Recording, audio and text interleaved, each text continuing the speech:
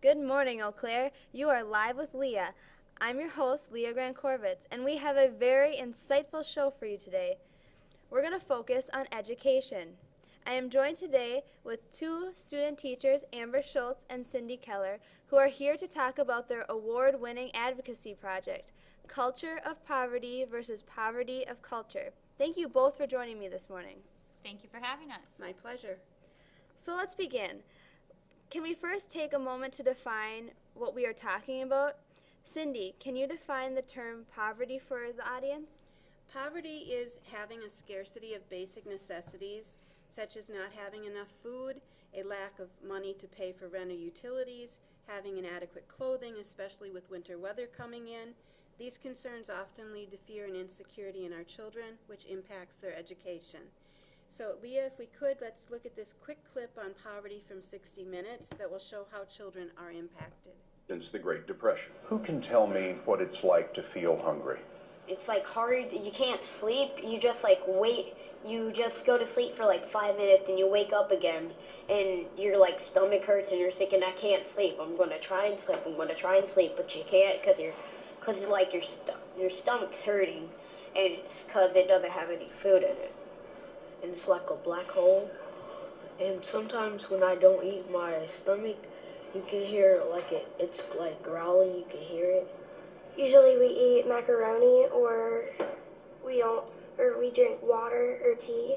My mom will sometimes like make food and then she won't have enough, so at night we'll just eat cereal or something.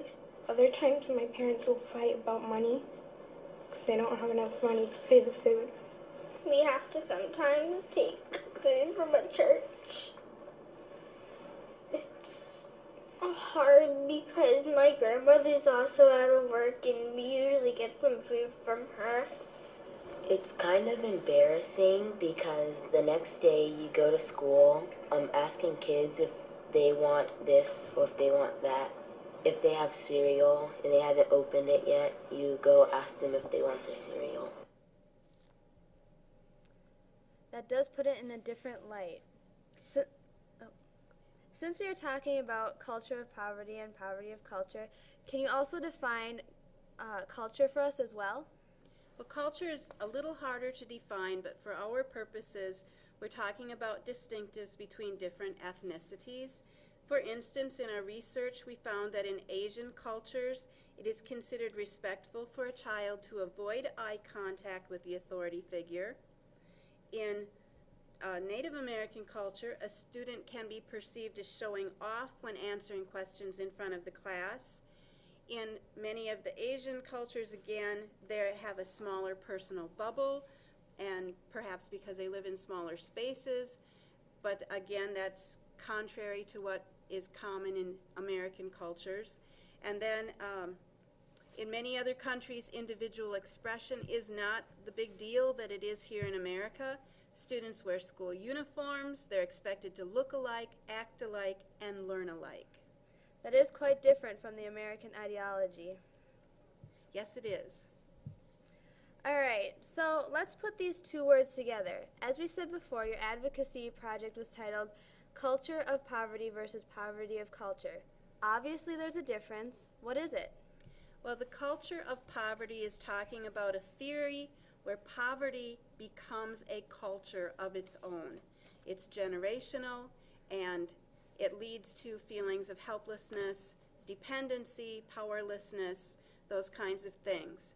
So then we're talking about the poverty of culture, which is slightly different, and this comes from a lady at the University of Wisconsin in Madison. Her name is Gloria Ladson Billings, and she would say that culture is the reason, the random reason for everything and anything that we find unusual or unacceptable in the school. So what you mean is culture of poverty is a way of life for people living in poverty, which tends to repeat itself, and poverty of culture is using culture as a crutch. Yes. Exactly, and what we're saying is that we need to lose these crutches. We need to keep these terms separate because they are each their very own and very different and very distinct concepts. culture has become a way for people to tiptoe around or even avoid certain topics, and it has also very blatantly and incorrectly equates culture to race and socioeconomic status. Amber, can you explain further the first part where race does not equal culture? Sure, I'll give you an example.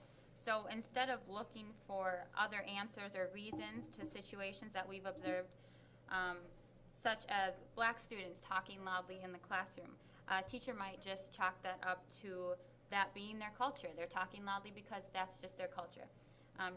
When in actuality, it's probably because they're children. They're 8 years old. Kids talk loudly.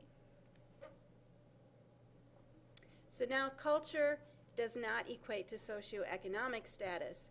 We could have a classroom where they focus on each child. A child has a special day, and during that special day they're supposed to bring in treats for the class, and they're supposed to share the gifts that they got at Christmas time or on their birthdays, or a special collection that they have. And you could have students in that classroom who cannot do that because in their family there is no money to make special treats to bring to school, or there's no parent available to bring them to school or to make them to begin with.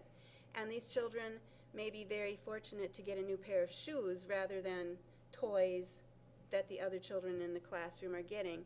And again, the teacher might say, oh, that's because of their culture, rather than the fact that this family doesn't have the money to do these things. In your project, you referred to culture as a catch-all phrase. This allows teachers to throw all behaviors into a cultural trash can. That's what we like to call the dump. All of the concepts are thrown together, like you said, when they should actually be separated. Also in your advocacy project, you said that racism is as healthy today as it was during the Enlightenment. That's pretty harsh, don't you think? Maybe to some, but I can explain it a little more.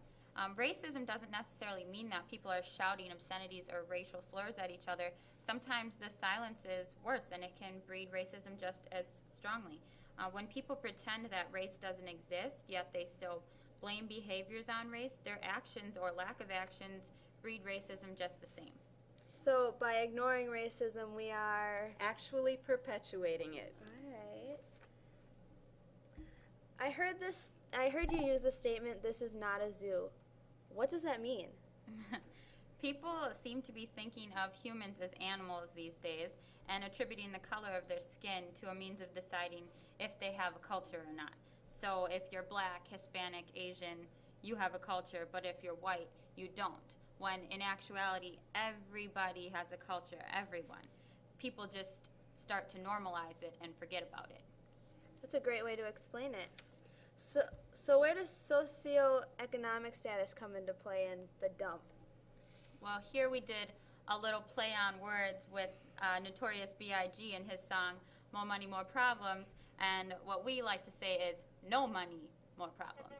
No money, more problems. You have more fear and insecurity. There can be arguments in the family.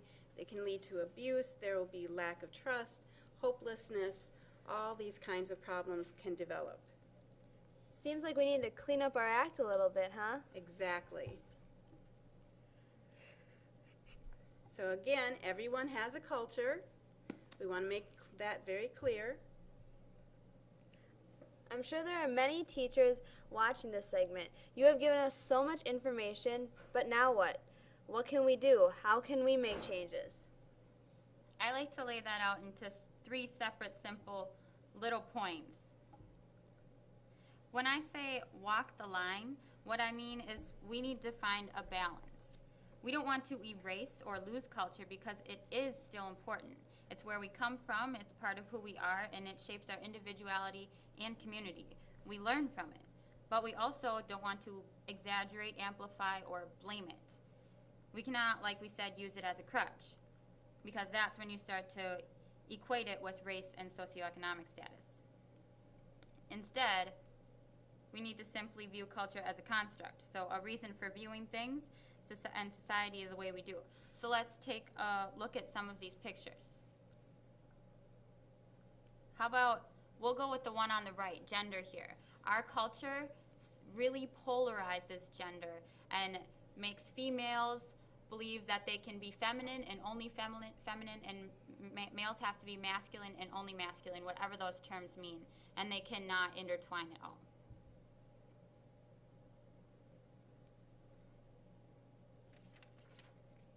My second point is getting involved. So what teachers and people alike need to do is we need to seek out experience. We need to travel the world and, more importantly, observe schooling in other parts of the world.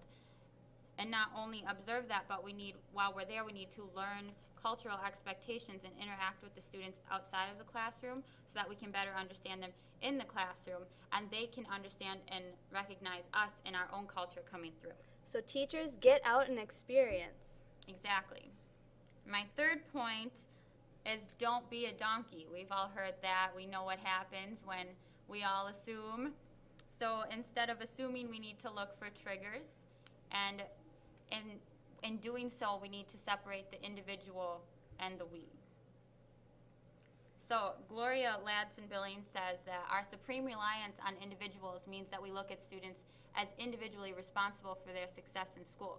We lack complex understanding of how individual, family, community, school, and societal factors interact to create school failure for some students.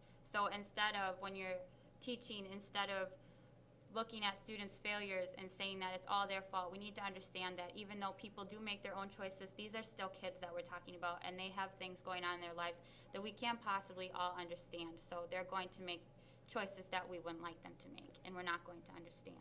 Very true. So give us a bottom line. What should teachers take from your advocacy project? We have to learn as teachers to be more discerning about culture and its role in education, so that we don't contribute to either the culture of poverty or the poverty of culture. Well, you heard it first. Thank you for both of you for coming and joining my show. You're welcome. Thank you. Have a great day, Eau Claire.